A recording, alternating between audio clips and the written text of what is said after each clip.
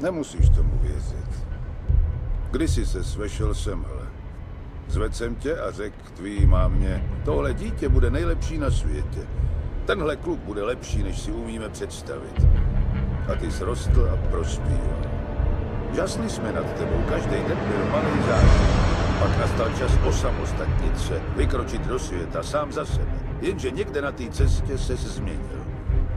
Nebyl jsi sám sebou. Od lidí kolem si nechal nakukat, že nejsi tak dobrý.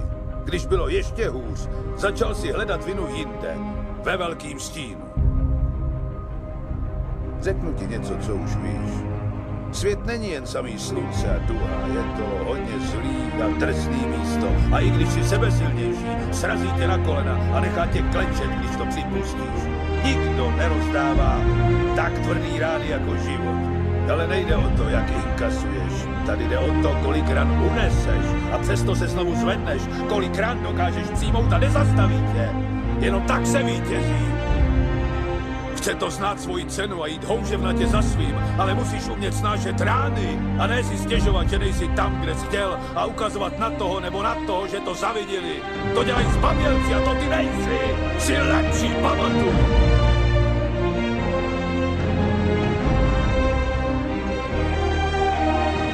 Já tě budu mít vždycky rád. Ať se stane cokoliv. Jsi můj syn, moje krev. Jsi to nejlepší, co v životě mám. Ale dokud nebudeš věřit sám v sebe, budeš živořit.